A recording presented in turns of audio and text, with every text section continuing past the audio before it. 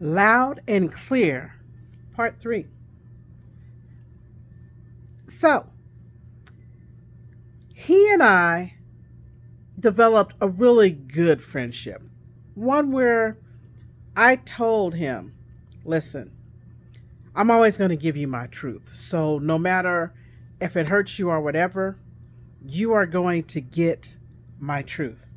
So, if you can't handle that, go ahead and speak up now or forever hold your peace because I'm going to tell you how I feel.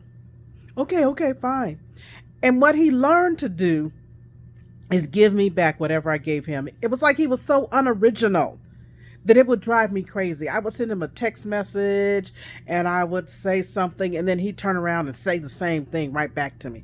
Conversations with him were difficult because he just was unoriginal, had zero personality. So I'm like, why do I still keep on biting the bullet on this man? Because he is boring.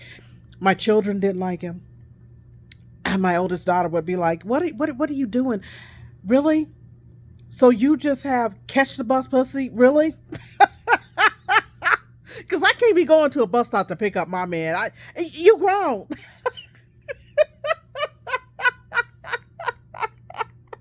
And I must say, it was ridiculous, but because I worked a lot, I worked like 72 hours a week.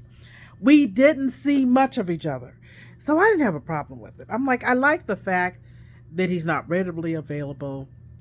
I love the fact that he's impotent. And I love the fact that I can control him. Yeah. At this point, I wanted to be controlled because I was with the man who it was his way or the highway. He was the king. Everybody else was a peasant. Yeah, I've had a lot of personalities. So this was my season of I want to be in control. And the fact that he never had any money and I had to pay for everything, I also felt empowered by that. I felt like, okay, I'm the boss. I'm control. It's role reversal. I'm the man in this relationship. And I was digging on that a lot. I'm also the type that, and this is to my own detriment. I don't ask a lot of questions, which is why I assumed that was his house. And that was not his house. Because I just don't ask enough questions because I believe that as the relationship goes on, more and more will be exposed. But why put yourself through that? Why put yourself through waiting to have something exposed to you when you could just ask up front so then you'll know if it's something you're going to say yes or no to? Another reason why I wasn't too concerned with whether or not I would agree to whatever his dynamic was because I knew he wasn't my end game. And I did feel like that was unfair because I felt like he was thinking maybe he would be my end game, but I knew right off the bat he was never going to be my end game because, again, there's no ambition there and he didn't have enough self-worth.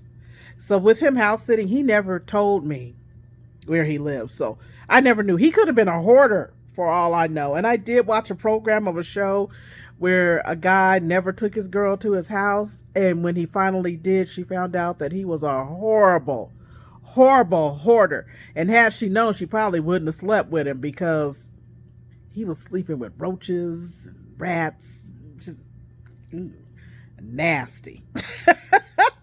And I did start thinking that about my guy. I'm like, he could be a nasty hoarder and you would never know. And here you are carrying on and finding excuses, not reasons, excuses to carry on. And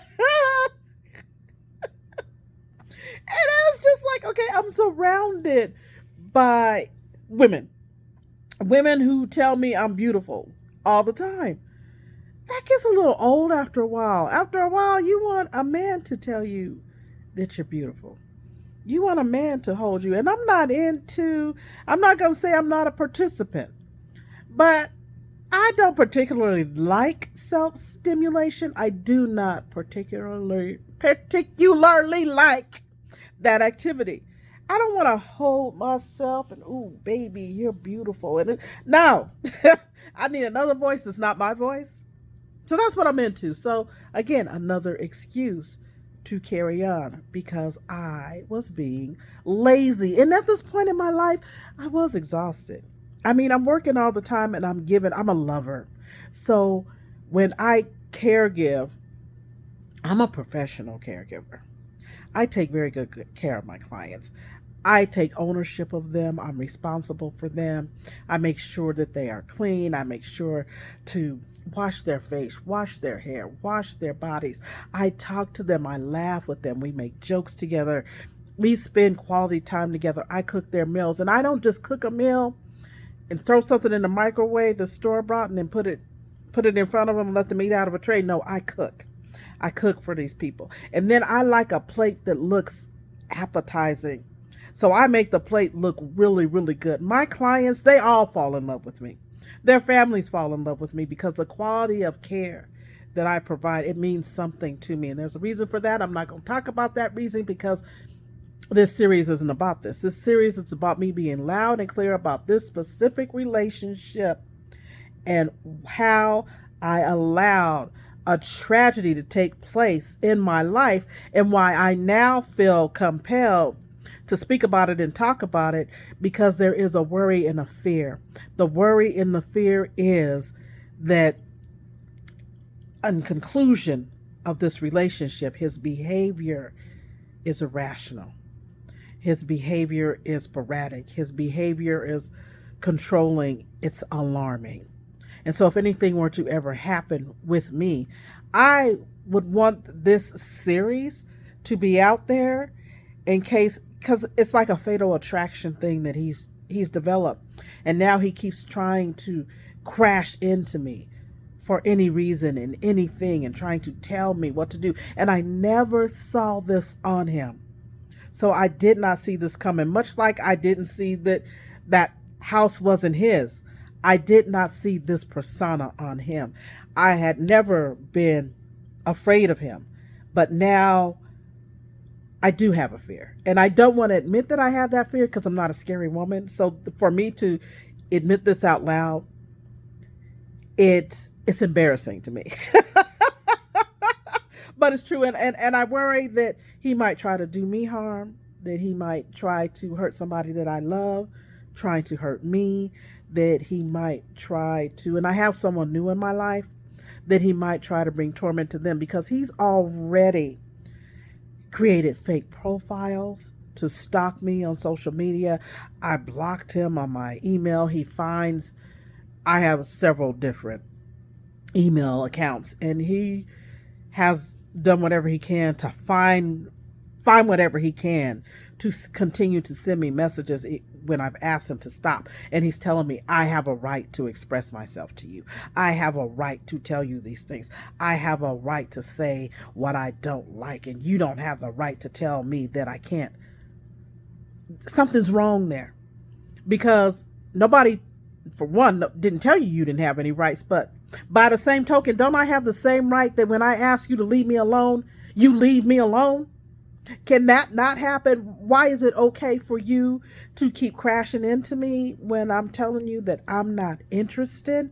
And stop trying to find a reason to center yourself in my life and put yourself before me and try to wear me down and asking me questions about who I'm with and whatever. That's none of your business. This is my life. And that's the danger when we women put ourselves out there because they're stronger than us most of the time.